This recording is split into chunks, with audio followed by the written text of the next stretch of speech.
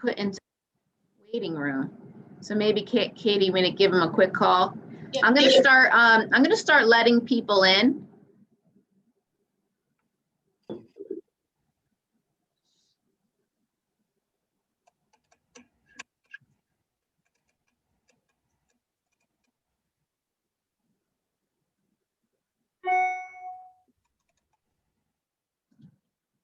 Hello, everyone. We're back. Thank you for working with us on our system here of checking in and zooming in. So we're just going to give folks a couple more minutes because I see folks are still checking in. Jessica, I saw Rich Summers just tried to join. Okay. He sent an email. Yeah, no, I saw that. Yeah. Okay. There's Bruce. So welcome guests. We'll be starting in about 1 minute as folks continue to sign on. We have our host and panelists are here. So we'll be ready to start in a couple minutes.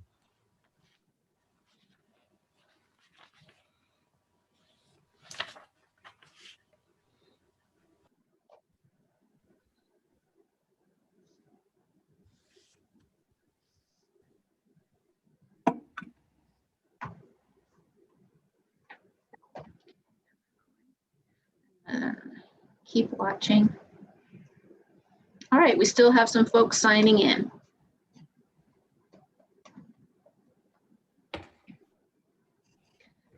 Karen Russell, I think you're on your phone. Can you push it to horizontal view so we can just see you a little better? There you go, perfect.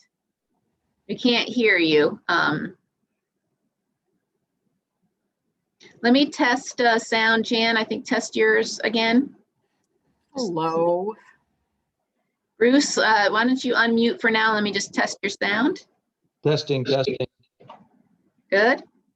And then Karen, when you're ready, we're just waiting a couple more minutes as some folks sign on.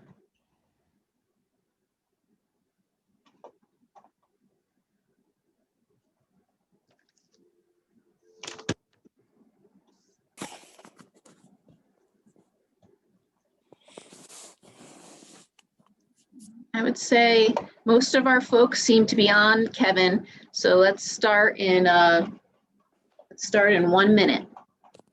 Okay.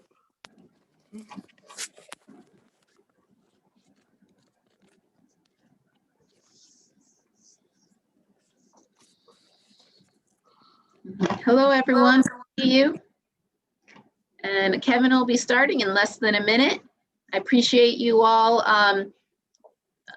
trying out our new system here of checking in and then getting the Zoom link. So I think after this, I'll ask some questions about that. But it looks like most everyone who said they were coming is here.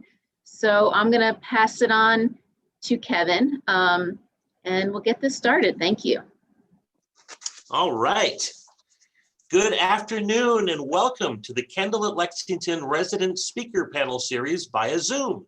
I'm Kevin Kavanaugh, host of today's session called, this is a long one, Resident-Driven Community, Engagement in Decision-Making, and an Update on Plans for 2021. So now, since precautions against COVID-19 currently limit our ability to invite prospective residents on campus for a complete tour and to meet independent living residents, the purpose of today's session is to have a panel of current Kendall residents, plus the CEO of Kendall at Lexington, tell us about how residents are involved in the decision-making processes here. We're also going to leave time at the end of today's session for live questions from the folks who have zoomed in to watch and listen. And you can pose questions during today's session by typing them into the chat function near the bottom of your screen. You just type in your question and we'll get to them as we can. Joining us are Kendall residents Diane Herrick, Bruce Summers, and Karen Russell, and our Chief Executive Officer, Jan Bigelow. So first, let me tell you just a little bit about our panelists. I'm going to start with Diane Herrick.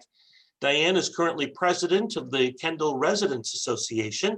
She's originally from Minneapolis, but has lived in places like Chile and the United Kingdom before settling in Lexington, Virginia about 40 years ago. Diane moved to Kendall in 2013 but her involvement goes back to the 1990s when she served as project coordinator of Lexington Retirement Community, the group that created what would become Kendall at Lexington. Diane, thank you for joining us today. Hey, glad to be here. Our next panelist, Karen Russell, moved to Kendall in 2010, retiring after 45 years in the financial services industry in New York and in West Palm Beach, Florida. Karen grew up in Belle Harbor, New York, and is a graduate of NYU. Karen's late husband, Bill, was a Washington and Lee University alum, which is how they knew about Lexington and Kendall at Lexington. In addition to living here, Karen is currently a member of the Kendall at Lexington Board of Directors and a former president of the Residents Association. Karen, thank you for joining our panel. Hi, welcome to virtual Kendall. Next up is Bruce Summers. Bruce and his wife Nancy moved to Kendall just 1 year ago in February of 2020. Bruce is retired from the Federal Reserve in Richmond and Washington, D.C., and is still a money banking and payment system consultant and teaches money and banking at VMI. Bruce and Nancy are conservation-minded outdoor people, and they love living in a place where they are surrounded by mountains. Bruce currently serves on the Kendall at Lexington Board of Directors. Bruce, thank you for joining our panel. And our fourth panelist is Kendall at Lexington CEO Jan Bigelow. Jan became our CEO last May, moving from Florida, where she was executive director of Westminster Palms. Before that, she was executive director of a community in Pennsylvania. Jan holds a master's degree in public administration from Penn State. Jan, thank you for joining today's panel. Thank you, Kevin. It's great to be here. Hi, everybody. As many of you know, Kendall at Lexington is a nonprofit life plan community inspired by Quaker values. And I'd like to call on our marketing director, Jessica Bueller, to explain more. Hello again, everyone. As many of you know, Kendall distinguishes itself as a community that provides a unique option for folks that seek a place in a community of collaboration. You know, as a nonprofit value-based organization, we strive to live our mission in everything we do. As you'll learn from residents and Jan today, residents participate and serve on boards and committees that influence the community's priorities. And the residents plan activities that matter to them rather than having it wait and happen for them. Treating a person as a valued individual in an atmosphere of mutual respect is a Quaker value, and we put that into practice here. There's some great articles on our website that go into that in more depth, but without further ado, let's hear from our panelists today. Thank you. Thanks, Jessica. All right, let's get into the meat of today's program. Our first question for all panelists is as follows. What does it mean to be a resident-driven community? I'd like to start with our CEO, Jan Bigelow. Well, I can say as a CEO, I love the resident-driven community concept. We definitely bring it to life here at Kendall. It represents really for me a shared governance model where we all have a say and we all talk and make decisions together.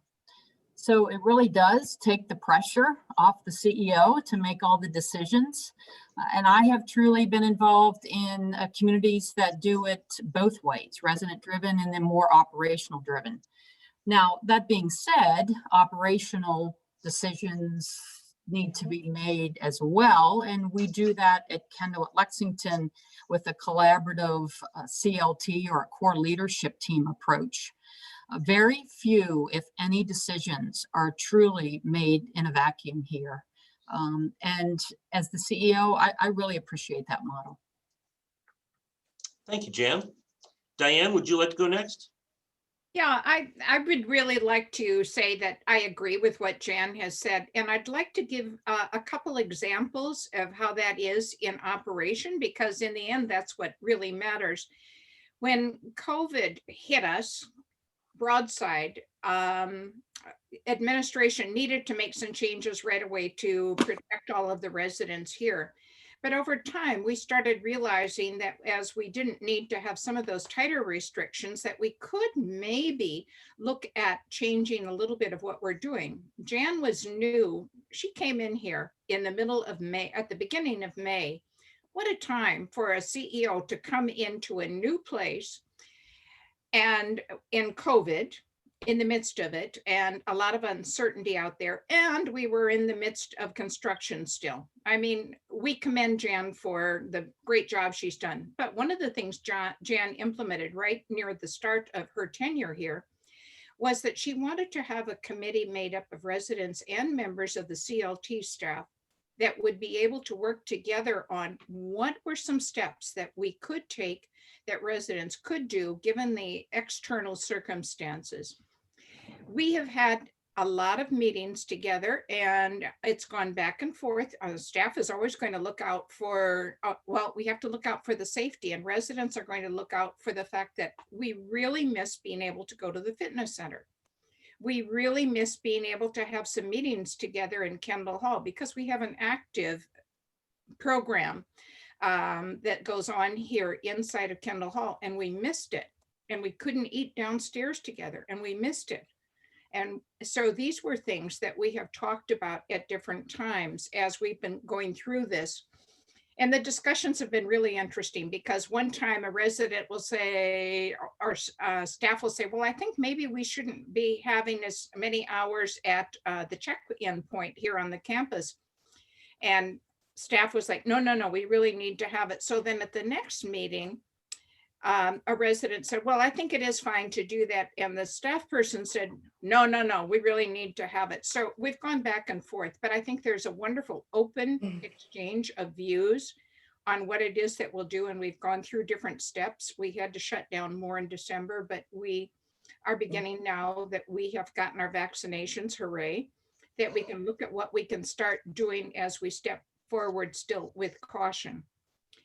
I'm sure that we'll get to some of the resident committees and the activity we have because we don't have an activities director here. And that is not that usual. I have been on the activity, the program committee.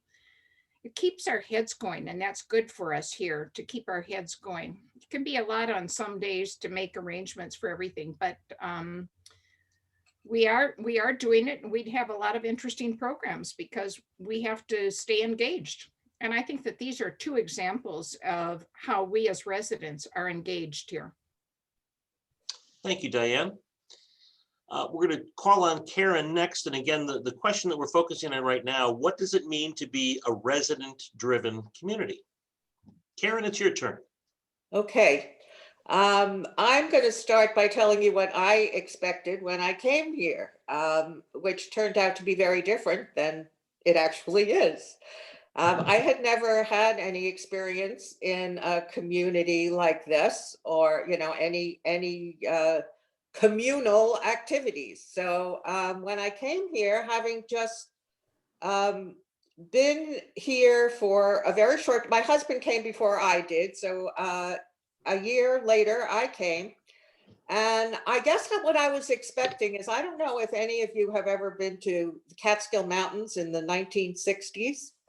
But it was more or less like if you lived in New York, that was the one place that a lot of people went to in the summer. Well, you got up in the morning and you ate. Eating is the biggest activity. And you ate breakfast, and then you went to Simon Says, and then you ate lunch, and then you went to take to swimming or mambo lessons, and then you ate dinner. And then you went to the nightclub, and then you ate again, of course. And I don't think I consciously really thought that was the way it was going to be, but apparently I did. So I was quite surprised when I came here, and there was no activities director, and you could either, join in or not join in, So I discovered that I wasn't very good at doing nothing. I had either gone to school or worked my whole life, and sitting around and eating bonbons and watching soap operas wasn't really my idea of a successful day. So I said, well, I guess I'd better start doing something here if I expect to stay here for the rest of my life. And it was just a totally different experience than I expected. I really did get very involved.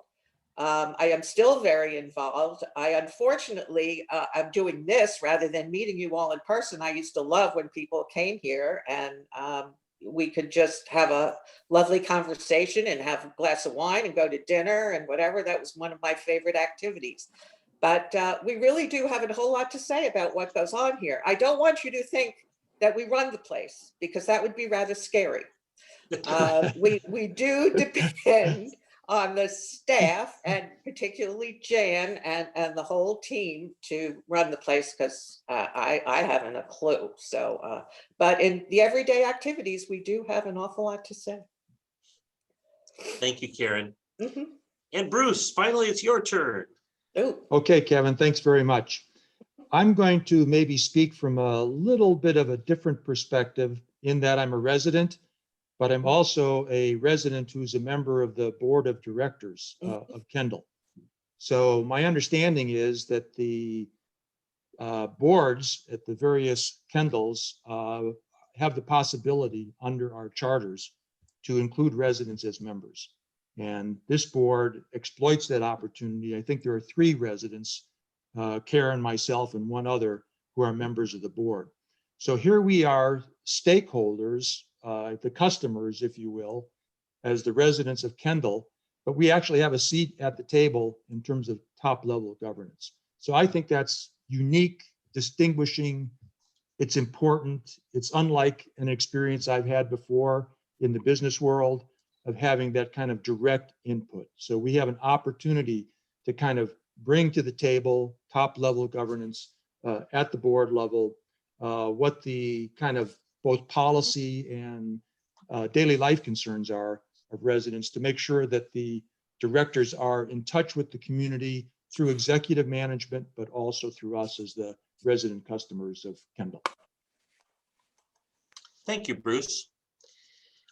One thing I'd like to mention is it has been mentioned a couple of times that we don't have an activities director, and I think it needs to be made clear that that's not a budget cutting move. That was a conscious decision from the get-go at Kendall at Lexington. In fact, there is an activities director and an activities staff in our assisted living center and in our skilled nursing center. But for independent living residents here, it was deemed important that the residents decide what the activities are and drive all of that. And would one of you like to get into that a little bit more? How Sure. that works, Diane? Yeah. We have many different resident committees, and the resident committees look into the life here. We have a horticulture committee, a wellness committee, and they look at our fitness center and some of the programs that go on there and outside trails and things like that. A facilities committee, a dining committee, all of the interests that we're interested in when as residents living here. And of course, we have mentioned our program committee, which we call, in Kendall words, Culture and Entertainment Committee. I wanted to add that we've started 2 new committees just in this new year. And one of those committees is volunteer engagement. How can we help people who live on our campus become more involved, either in volunteer activities here on our campus or in the bigger community? Maybe they want to volunteer at the library and helping literacy kinds of programs. We've had one resident who has been volunteering at the hospital for years and years, just different things like that. The second committee that we have organized this year is Katie Web, which is a web portal site that we began last year at the start of the coronavirus. And it's been growing. The staff has been involved, but it really has been resident driven up until now, because staff has really been up to here during all of this. So I think it's through these resident committees that we're involved in. We have over 100 volunteers on our different committees. That's impressive. And that really shows community engagement. That is impressive, especially when you realize that there are only just slightly over 200 residents. So that's about half involved in that. Any other residents want to talk about particular committees that you serve on and have found rewarding? This is Bruce, Kevin. I'm on the Wellness Committee. And it's been especially rewarding, as strangely as that may seem, during pandemic conditions, because the residents, in collaboration with the wellness staff, have been able to really tailor programs that work during the pandemic, that are responsive to the residents' desires and needs. And we've also been able to, I think, set the stage for the post-pandemic period. So we've been a very, very active committee, and it's been gratifying, if you will, not only to be a participant in some of the results of what the Wellness Committee is doing, but also to know that we can kind of help our fellow residents by getting things done even under these difficult conditions. That's great. Before we move on, I also wanted to check in and see if any of our panelists wanted to touch on a particular decision that has been made at Kendall at Lexington that you feel you had a role in it. Maybe that decision wouldn't have happened had it not been for you or a committee that you serve on.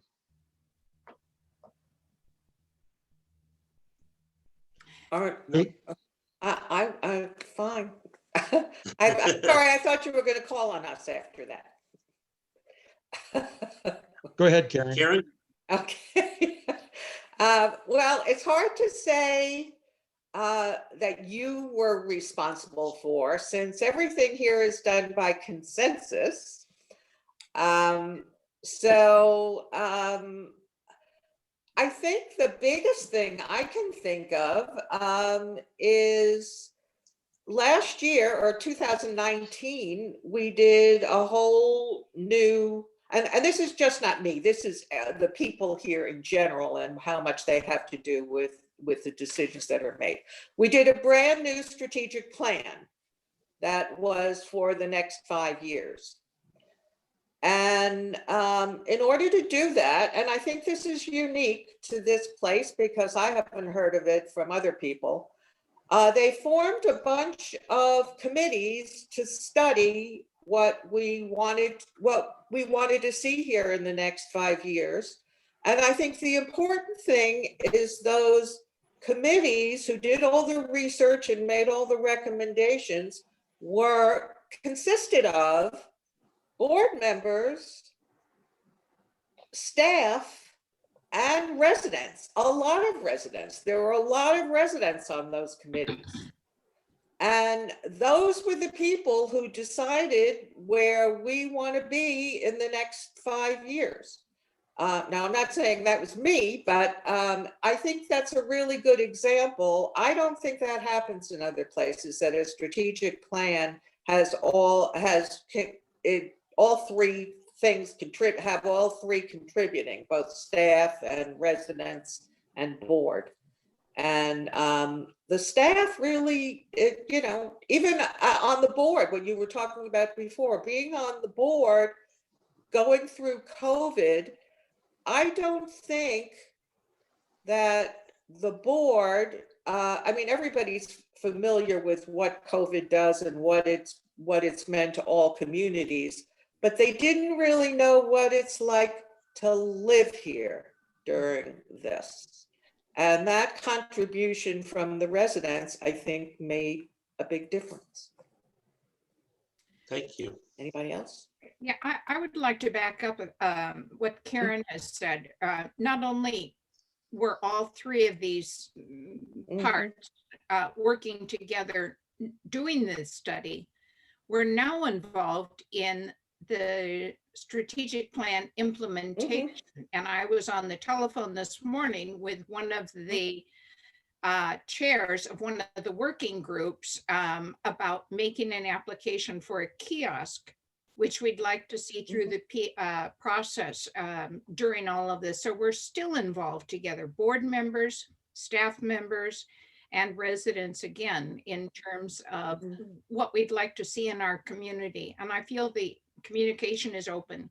I'd also like to add that I think our board is outstanding. I have lived here 40 years, and the caliber of the people serving on our Kendall board is really amazing. And the dedication that each of the people have with their particular expertise to making the whole work better is, it's a real gift as far as I'm concerned to this Kendall community.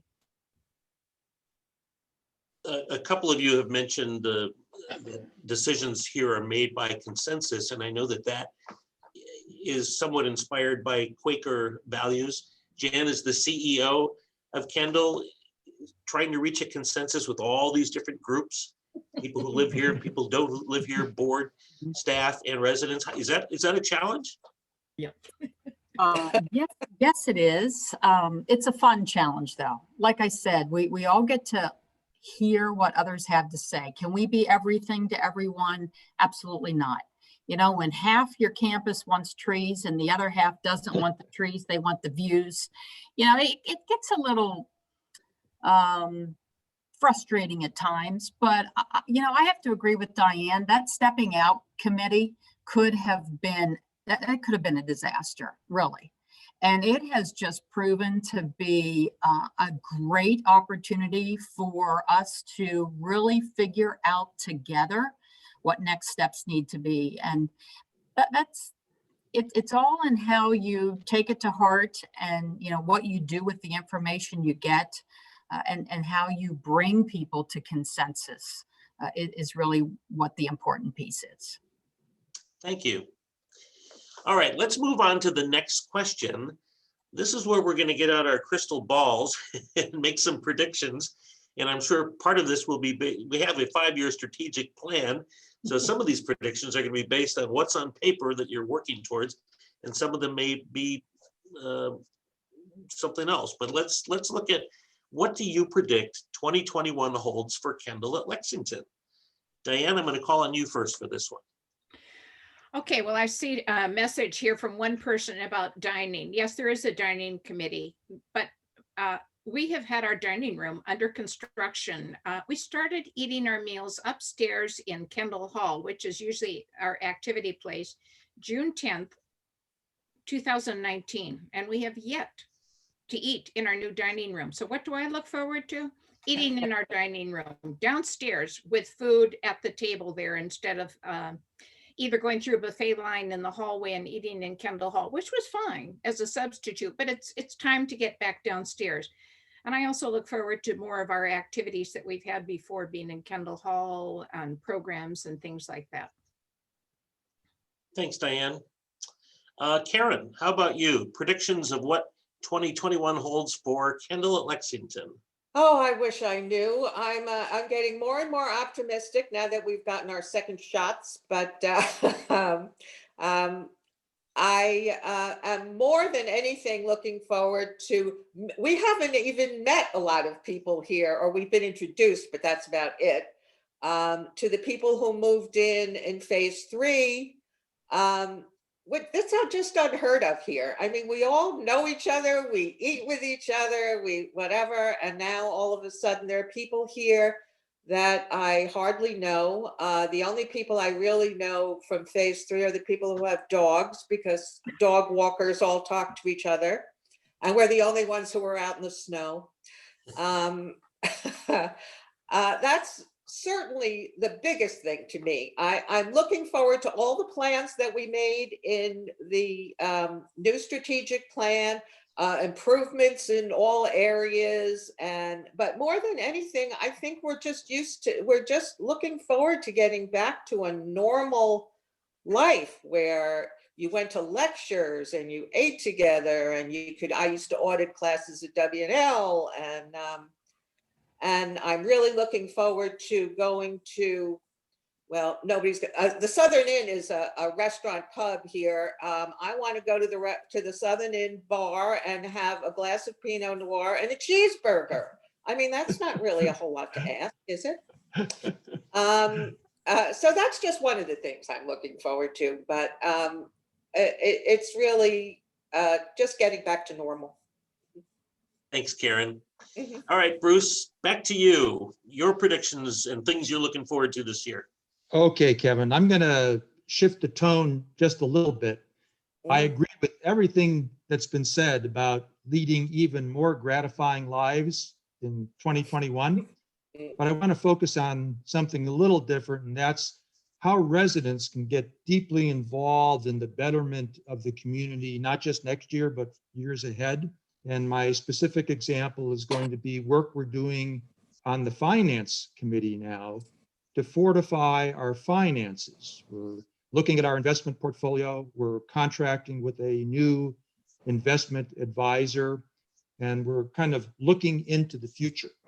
And I predict that in 2021, we're going to kind of lay the foundation, if you will, for a really better financial future in terms of how our investments are managed and our hands-on relationship with our investment manager.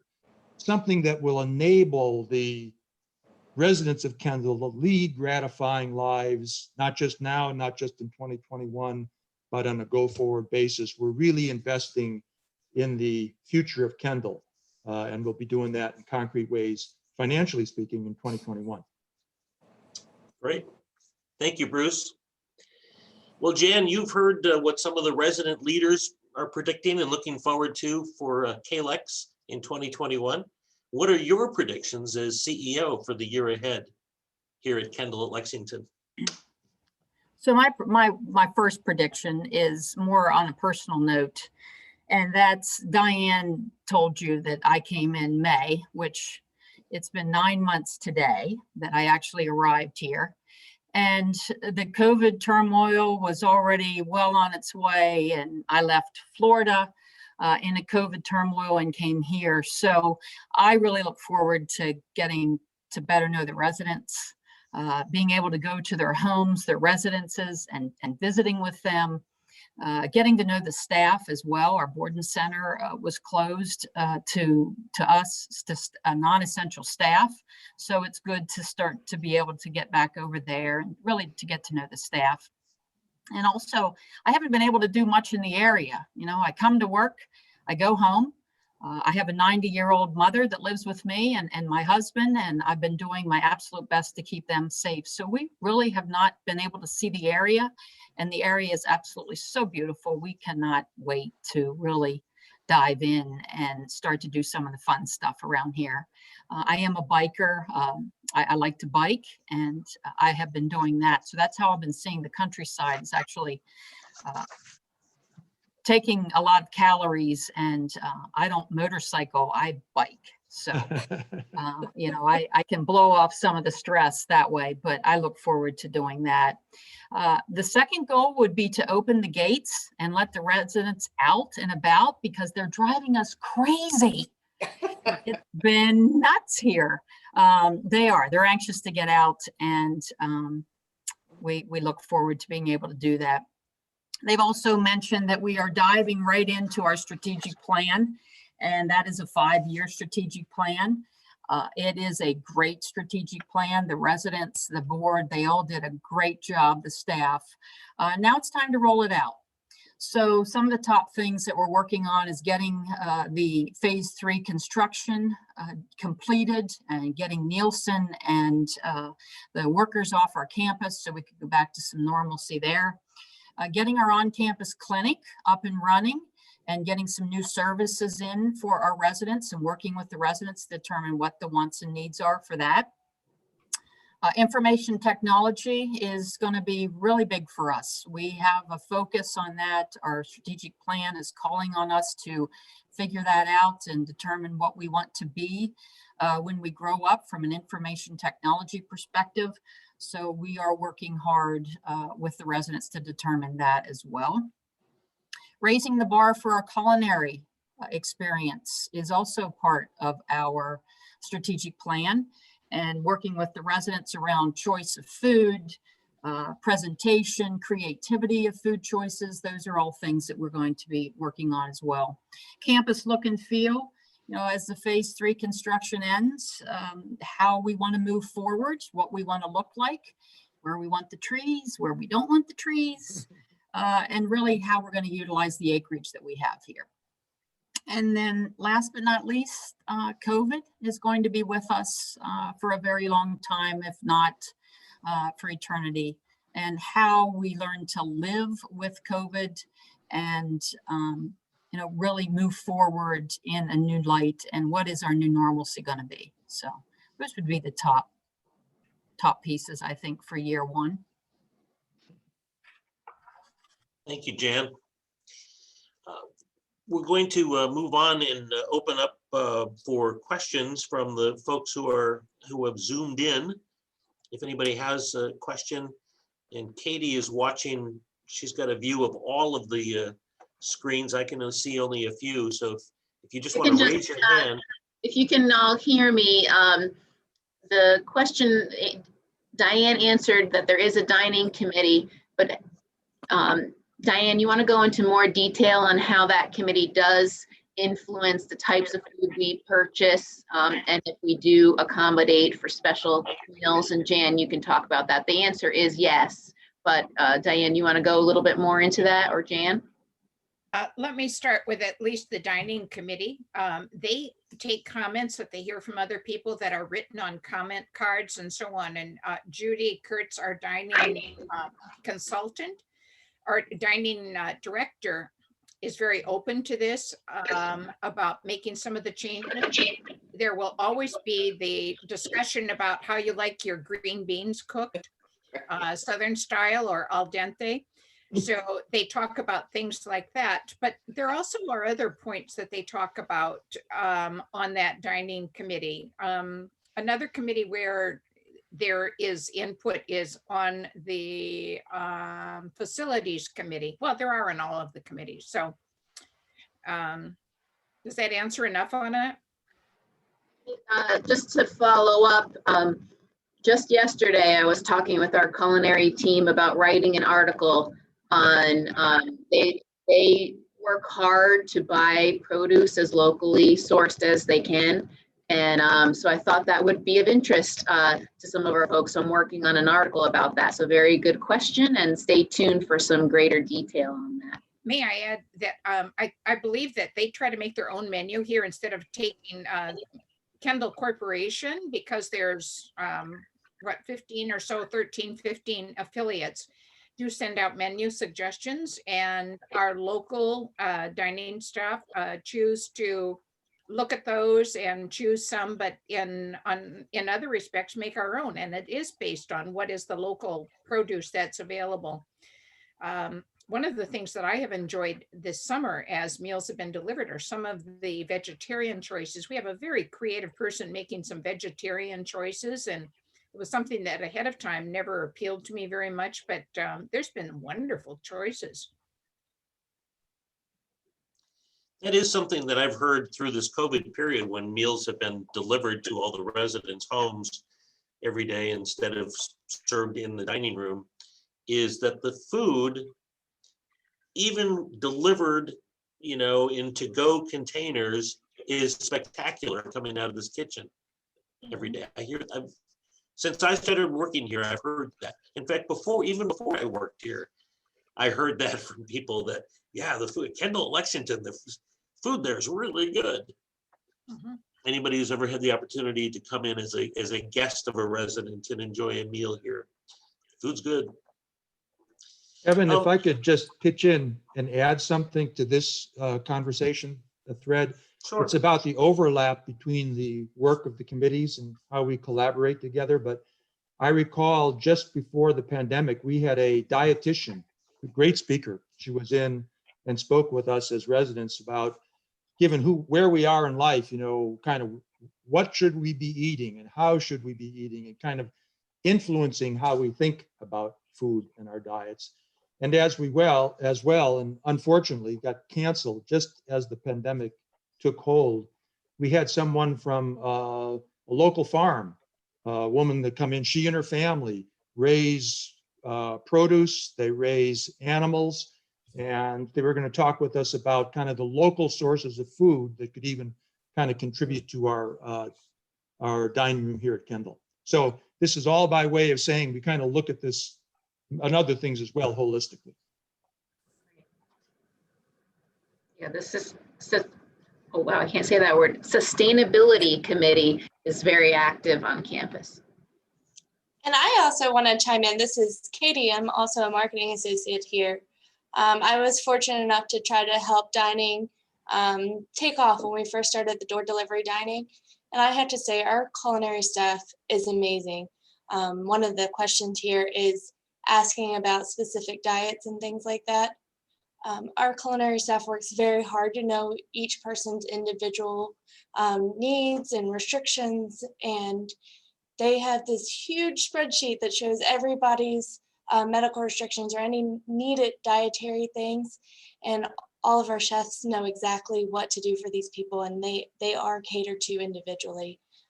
They are truly amazing at making sure that people get exactly what they need. Is there any questions? I don't see any in the chat, but we can scroll through if you want to raise your hand on any other questions. We have quite a bit of more time here. Would you like to? Jessica, this is Sue. Hi, Sue. Sorry you can't see me. I haven't been to the hairdresser for quite a number of months. I think you're familiar with the strategic plan. Yeah, I'm hiding out here. But anyway, I had a question. I think you mentioned something about getting a health clinic or something up and running. Did somebody say that? Could you talk a little bit more about that? And because one of the issues for me here in Lexington, it's about the only drawback I can think of, is that, you know, we end up driving to Fishersville or Charlottesville or someplace if we need kind of more serious medical attention. And just wondered how you're, you know, envisioning this going forward, what residents are doing when they do need a more than just a quick, you know, doctor's visit. Sure. So Sue, this is Jan. I mentioned that we had a clinic here before I came. And so we want to just be able to, with the new build, the clinic is bigger. And we want to be able to start to work with the residents to really determine what needs do we have on this campus. We would like to bring as much to our campus as we can possibly bring. So that might be a cardiologist. He may only come once a month. It may be a geriatrician. It may be a nutritionist. You know, it really can be whatever we want it to be. And it's going to be really partnering with folks here in Lexington and Rockbridge County to be able to provide those services for us. We are looking at the possibility of a nurse practitioner that would be here on a fairly regular basis. But, you know, as we start to talk about those things and create those services, that's where we will need the input of the residents, but at the same time, the cooperation of the folks in our community at large, professional services to be able to help us to do that. I mean, there's not a big enough practice on this campus to really expect a cardiologist to come and be here all the time. Right. So, but I think we can bring some of those specialists. We've been starting to reach out. There is some real interest, and but we need to determine what that's going to look like. Yeah. Okay. Thanks. That's helpful. Thank you very much. Yeah. Sue, let me add that having a clinic here on the campus, and it was is beneficial. It used to be open 2 to 3 in the afternoon, and I have earwax that builds up, and I've gotten my ears cleansed in there. Or if I have something that I think, oh, I don't know if I should go see the doctor or not, and our nurse has been able to look at it and say, yeah, I think you should. And in one case, she even called the doctor's office and tried to get me in right away because she thought I should be seen by a doctor. We have had a specialist come on campus, a podiatrist, and when you get older, it's harder to reach your toenails. So the podiatrist has come here, and he said he would be here for 2 hours. Well, the sheet started getting filled up all over because he said he would stay longer. So that was really beneficial to have a specialist come in and help look after our feet like that. So I think when Jan talks about looking to see what it is, the services that people would like to see here, that sounds good. But we need to appreciate that we aren't a very big population. Mm-hmm. Right. No, that's helpful information. Thank you both. Yeah, we have a prospect who just asked us, can she get her allergy shots here instead of going out for them? And the answer is yes. Our current nurse could do that. And the clinic will just only expand on those types of things. She told me she met with some new residents who have some health concerns and just wanted to keep her up to date on it. And she was able to give them some advice of folks to see and, you know, how to plan out. So we already offer quite a few services, but the hope is the clinic will expand on that. It's a beautiful space that was built.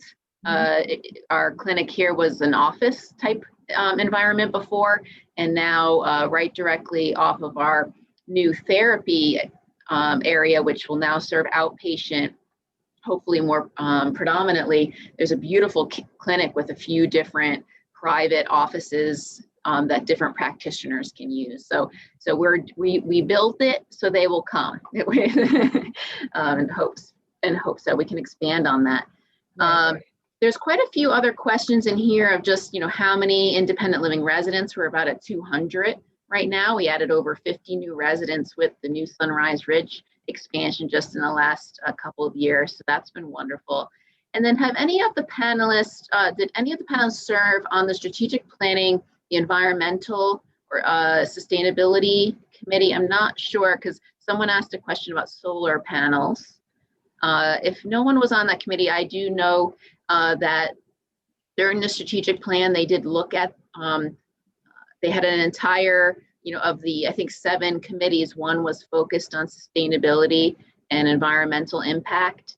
And they did some more research on solar energy, got lots of quotes in. They investigated putting up maybe solar in a field, which is one option of doing it. And that wasn't a way that Kendall wanted to go. So the thought is we do have really beautiful roofs here that are really big, but the time to look at solar again would be when we need roof replacement and see if that's a viable option at that time. So there's definitely a lot of people who are interested in it and trying to keep their finger on it. It just wasn't the right time to make that investment in this strategic plan at this time. Any other questions? I'll look for hands. Let's see. One of the questions that I get a lot and have all through this period of COVID when talking with folks on the phone or exchanging emails with them is during COVID, are independent living residents allowed to leave the campus?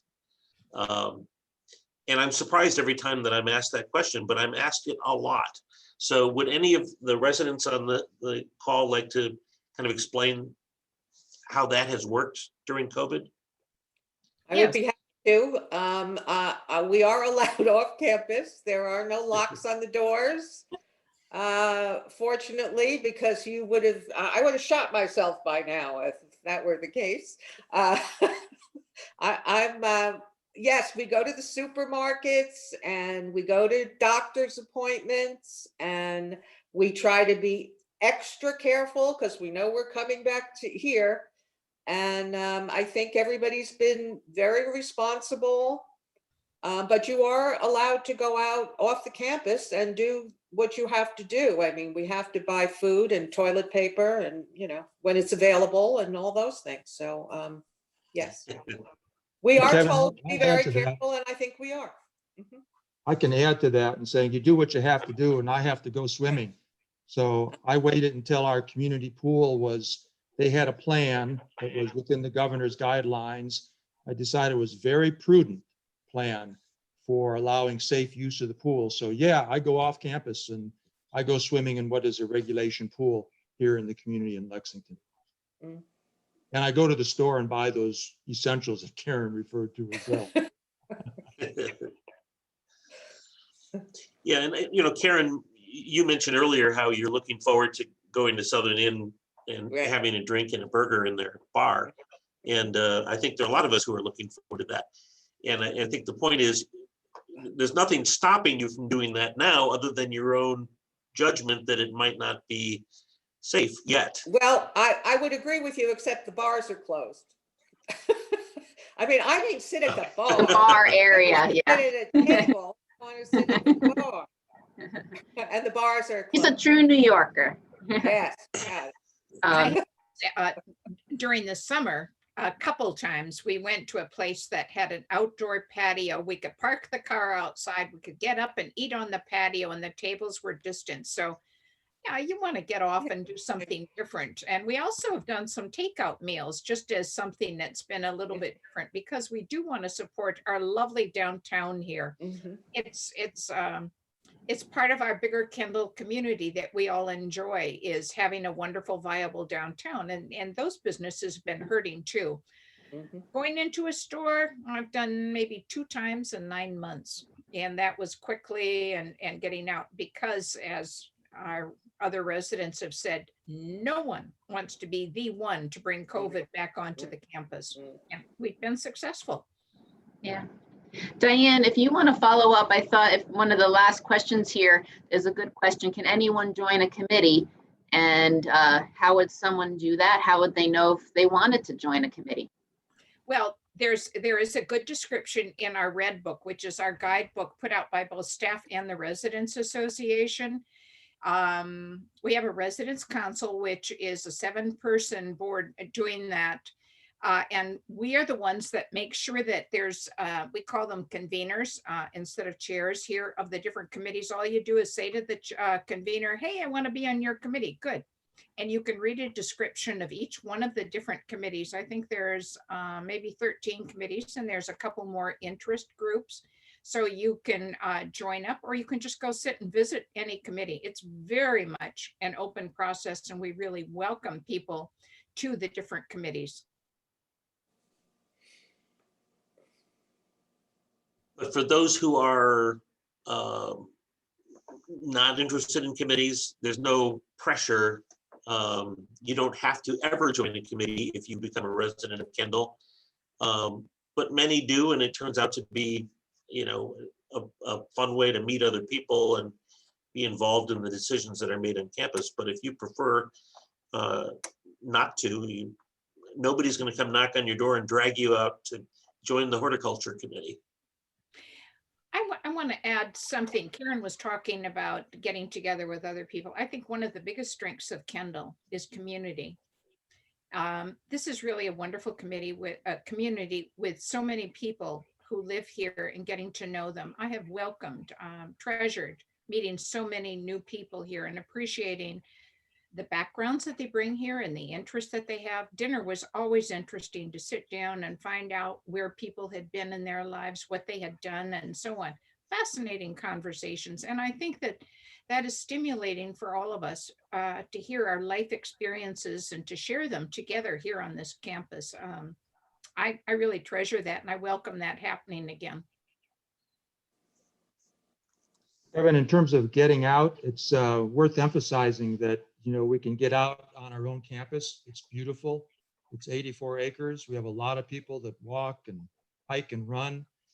And there are lots of trails nearby, including just a couple of miles away. There's the so-called Brushy Hills trail system. Lots of residents are kind of doing the safe exercise, expanding their horizons a little bit by going out to Brushy Hills, which is only a couple of miles away from campus. If there is anything good that has come out of this whole pandemic, it might be that more and more people have gotten into walking.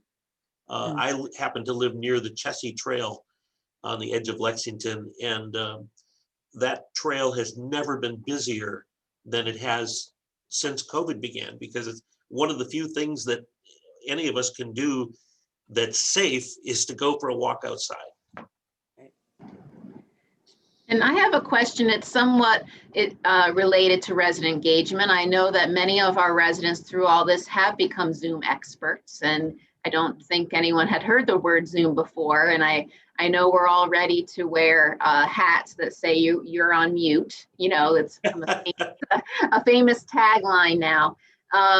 So I'm gonna, for those who have video now, what do you think? Do you think once we're all back to gathering again and go to large events, do you think you're gonna continue to Zoom with folks maybe that don't live so close by, or are you gonna take a long hiatus from Zooming? So let's see a thumbs up.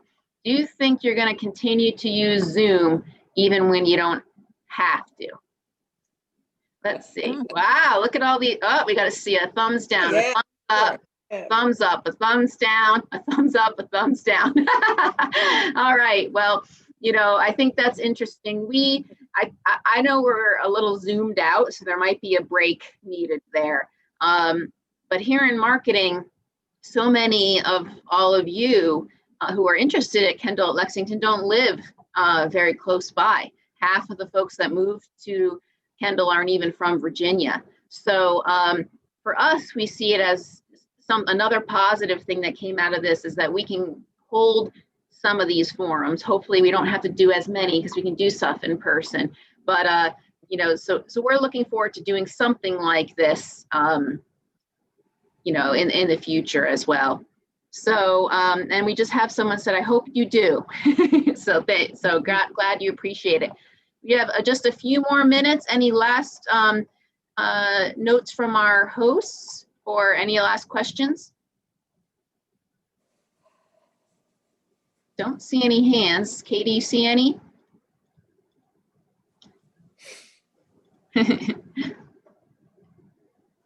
Panelists?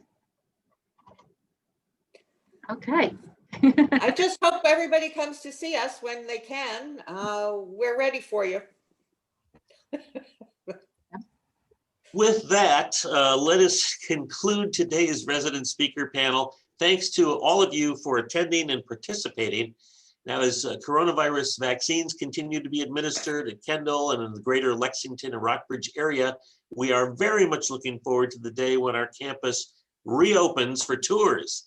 In the meantime, those who are interested in learning more about Kendall at Lexington or joining our priority waitlist, contact Kendall Marketing, Jessica, Katie, or myself for a virtual tour of open residences or a Zoom meeting to discuss how to become a Kendall at Lexington resident. You can expect another resident speaker panel Zoom meeting coming up in March. We haven't yet settled on the exact date and the exact topic. We're working on that, but keep an eye on our website, klex.kendall-org, and under trending now, you can click on events for details of our next Zoom meeting. We'll put them up there just as soon as we've worked it out. So stay safe, everyone, and we hope to see you someday very soon here at Kendall at Lexington. Goodbye. Thank you.